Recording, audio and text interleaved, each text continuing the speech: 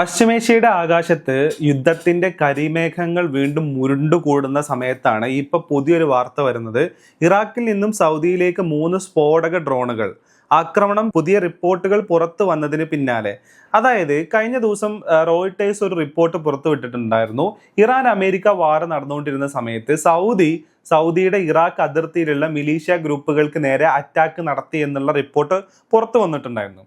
ആ റിപ്പോർട്ട് പുറത്തു വന്നതിന് പിന്നാലെയാണ് ഇപ്പോൾ ഇറാഖ് അതിർത്തിയിൽ നിന്നും സൗദിയിലോട്ട് ഈ പറയുന്ന സ്ഫോടക ഡ്രോണുകൾ വന്നിരിക്കുന്നത് എന്നുള്ളതാണ്. പക്ഷേ സൗദി അതിനെ ഇന്റർസെപ്റ്റ് ചെയ്തിട്ടുണ്ട്. അപ്പോൾ അതിന്റെ വാർത്ത നമുക്കൊന്ന് പൂർണ്ണമായിട്ട് വായിക്കാം. സൗദിയിലേക്ക് ഇറാഖിൽ നിന്നും ഡ്രോൺ ആക്രമണം. ഇന്നലെ രാത്രിയിലാണ് ആക്രമണ ശ്രമം നടന്നത്. 3 സ്ഫോടക ഡ്രോണുകളും പ്രതിരോധിച്ചെന്ന് പ്രതിരോധ മന്ത്രാലയം അറിയിച്ചു. ആക്രമണത്തിന് തക്കതായ മറുപടി നൽകുമെന്നും സൈന്യം പ്രസ്താവനയിൽ അറിയിച്ചു. ഇറാഖിലെ ഇറാൻ അനുകൂല സായുധ കേന്ദ്രങ്ങളിൽ സൗദി ആക്രമണം നടത്തിയെന്ന് നേരത്തെ റോയിട്ടേഴ്സ് ഉൾപ്പെടെ റിപ്പോർട്ട് ചെയ്തിരുന്നു. റിപ്പോർട്ടുകൾ പുറത്തു വന്നതിന് പിന്നാലെയാണ് ആക്രമണമെന്നാണ് സൂചന. യുദ്ധസമയത്തും ഇറാഖിനകത്തു നിന്നും സൗദിയിലേക്ക് ആക്രമണം നടന്നിരുന്നു. ഇറാനെ പിന്തുണക്കുന്ന ആയുധ സംഘങ്ങളാണ് അന്നും ആക്രമണം നടത്തിയത്. ഇതിനെതിരായിരുന്നു സൗദി പിന്നീട് ആക്രമണം നടത്തിയത്. ഇതിന്റെ തുടർച്ചയാണ് ഇറാഖിൽ നിന്നുള്ള പുതിയ ആക്രമണം എന്നാണ് സൂചന. ഇറാൻ യുദ്ധം വെടിനിർത്തലിലേക്ക് പ്രവേശിച്ചതോടെ സൗദിയിലേക്കുള്ള ആക്രമണം നിലച്ചിരുന്നു. ഇതാണ് ആ ന്യൂസ്, ആ റിപ്പോർട്ട് എന്ന് പറയുന്നത്. അപ്പോൾ ഈ രാജ്യങ്ങളെല്ലാം തന്നെ ഇറാൻ അമേരിക്ക യുദ്ധത്തിന്റെ പശ്ചാത്തലത്തിൽ ഇവരുടെയൊക്കെ ശത്രുക്കൾക്ക് നേരെ ആരും അറിയാത്ത രീതിയിലുള്ള ആക്രമണങ്ങൾ നടത്തിയിട്ടുണ്ട്. അപ്പൊ അതിന്റെ റിട്ടാലിയേഷൻ ആണ് യഥാർത്ഥത്തിൽ ഇപ്പൊ സംഭവിച്ചുകൊണ്ടിരിക്കുന്നത് എന്നുള്ളതാണ്. ഇപ്പൊ നമുക്കറിയാലോ, യമൻ അതിർത്തിയും അതേപോലെ തന്നെ ഇറാഖിന്റെ അതിർത്തി എന്ന് പറയുന്നത് വളരെ ഫ്രജൈലാണ്. മാത്രമല്ല, സൗദി അറേബ്യക്ക് ഏറ്റവും കൂടുതൽ ത്രെട്ട് നേരിടുന്ന ഒരു ഏരിയ എന്ന് പറയുന്നതും യമനും അതേപോലെ തന്നെ ഇറാഖും അതിർത്തിയിൽ നിന്നുള്ളതാണെന്നുള്ളതാണ്. യമനിൽ നിന്നാണെന്നുണ്ടെങ്കിൽ ഹൂത്തികൾ മക്കയിലേക്ക് വരെ മിസൈലുകൾ അയക്കാനുള്ള ശ്രമങ്ങൾ ഉണ്ടായിട്ടുണ്ട്. പല സമയത്തും സൗദി അത് പ്രതിരോധിക്കുകയും കൂടെ ചെയ്തിട്ടുണ്ട് എന്നുള്ളതാണ്. മാത്രമല്ല, ഇറാഖിൽ നിന്നും ഇറാനെ അനുകൂലിക്കുന്ന സംഘടനകളുടെ അറ്റാക്ക് സൗദി അറേബ്യക്ക് നേരെ ഉണ്ടായിട്ടുണ്ട് എന്നുള്ളതാണ്. അത് യഥാർത്ഥത്തിൽ ഇറാനെ പിന്തുണയ്ക്കുന്നു എന്നുള്ള ഒരു കാര്യം കൊണ്ട് മാത്രമല്ല, സൗദിയുമായിട്ട് കാലാകാലങ്ങളിലായിട്ട് നിലനിൽക്കുന്ന അവരുടെ വൈര്യം കൂടെ ഈ ആക്രമണത്തിന് കാരണമാണെന്നുള്ളതാണ്. അപ്പൊ അതിനൊരു ലെജിറ്റിമസി കിട്ടി ഈ ഒരു അറ്റാക്കിന് വേണ്ടിയിട്ടുള്ളത് മാത്രമാണ് അതിലുള്ള ഒരു പ്രധാനപ്പെട്ട കാര്യം എന്ന് പറയുന്നത്. ഇത് മാത്രമല്ല, ഇതിനകത്ത് വേറൊരു കാര്യം കൂടെ കഴിഞ്ഞ ദിവസം ഇറാൻ പറഞ്ഞിട്ടുണ്ടായിരുന്നു. അതായത്, പറാക്ക ആണവ കേന്ദ്രത്തിന് നേരെ നടത്തിയിട്ടുള്ള ആക്രമണം യഥാർത്ഥത്തിൽ നടത്തിയത് ഞങ്ങളല്ല, അത് നടത്തിയത് വേറെ ആരോ ആണ്, ഇസ്രായേലാണ് എന്നുള്ള ഒരു ധ്വനി ഉണ്ടാവുന്ന രീതിയിലുള്ള ഒരു റിപ്പോർട്ട് ഇറാനിൽ നിന്ന് പുറത്തു വന്നിട്ടുണ്ടായിരുന്നു. ഇത് അത്യന്തം അപകടകരമായിട്ടുള്ള ഒരു സിറ്റുവേഷൻ ആണ്. അതെന്താണെന്ന് ചോദിച്ചു കഴിഞ്ഞാൽ, ഇറാൻ ആൻഡ് അമേരിക്ക വാർ, ആ ഒരു കോൾഡ് വാർ നിലനിൽക്കുന്ന ഈ ഒരു പശ്ചാത്തലത്തിൽ ഈ 2 കൂട്ടരും അറിയാത്ത രീതിയിൽ മൂന്നാമത്തെ ഒരാള് ഇതിന്റെ ഇടക്ക് അടി കൂടിപ്പിച്ച് ചോര കുടിക്കാനുള്ള ടെൻഡൻസിയിൽ മൂന്നാമതൊരാൾ ഇടപെടുന്നു എന്ന് പറയുന്ന ഒരു പരിപാടി ഇതിന്റെ ഇടക്ക് നടക്കുന്നുണ്ട്. ഇത് ആദ്യമായിട്ടല്ല ഇങ്ങനെ പറയുന്നത്.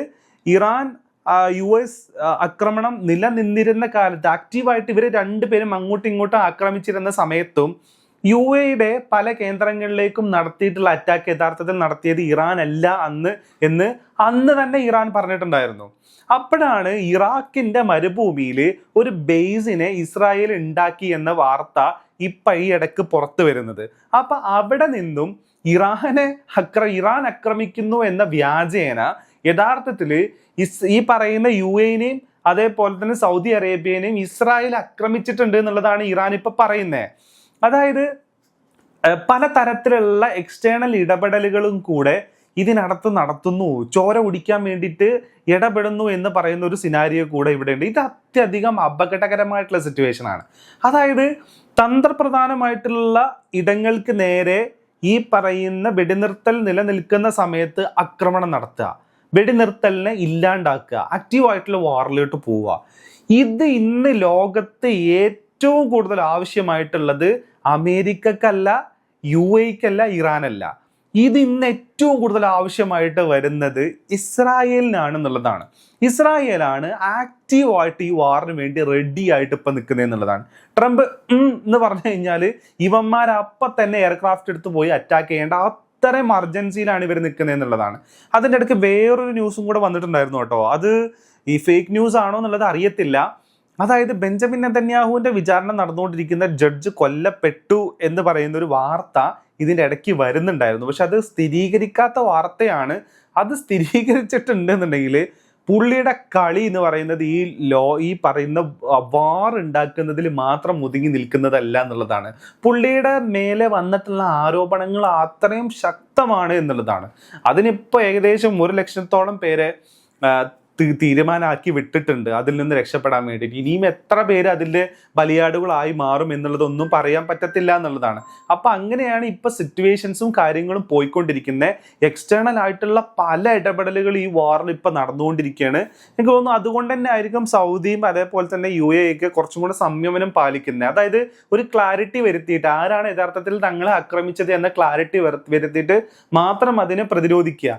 അല്ലാണ്ട് ഇറാൻ അല്ല ആക്രമിച്ചത്, പക്ഷേ ഒരു ആക്രമണം സൗദിക്ക് നേരെ ഉണ്ടായി, അത് ഇറാൻ ആണെന്നുള്ള അനുമാനത്തിൽ ഇവർ പോയി ഇതുവരെ ആക്രമിച്ചിട്ടില്ല. അതേപോലെ തന്നെ സൗദി ആക്രമിച്ചിട്ടില്ല, ഖത്തർ ആക്രമിച്ചിട്ടില്ല, കുവൈറ്റ് ആക്രമിച്ചിട്ടില്ല. പക്ഷേ ഇതിനിടയ്ക്ക് അമേരിക്കയുടെ കൂടെ ഇടക്കൂടക്കെന്ന് ചെന്ന് ചെറിയ ആക്രമണങ്ങൾ അഴിച്ചു വിട്ടേക്കുന്നത് UAE ആണ് എന്നുള്ളതാണ്. UAE അതിന്റെ കാരണത്താലെ തന്നെ ആ റീജിയനിൽ തന്നെ ഒറ്റപ്പെടുന്ന ഒരു സിറ്റുവേഷനിലേക്ക് അവർ മാറുന്നുണ്ട്. മാത്രമല്ല ഫുജൈറ ഫോർട്ടിനെ വരെ ഇറാൻ ആക്രമിക്കുന്ന രീതിയിലേക്ക് കാര്യങ്ങൾ മാറി മറിയുന്നു എന്നുള്ളതാണ്. അപ്പോൾ ഈ ഒരു റീജിയനിൽ ഇപ്പം നടന്നുകൊണ്ടിരിക്കുന്ന ഈ ഒരു പ്രശ്നത്തിനെ ഏതെങ്കിലും ഒരു ടീം മാത്രമല്ല അവസരമായിട്ട് എടുക്കുന്നത്.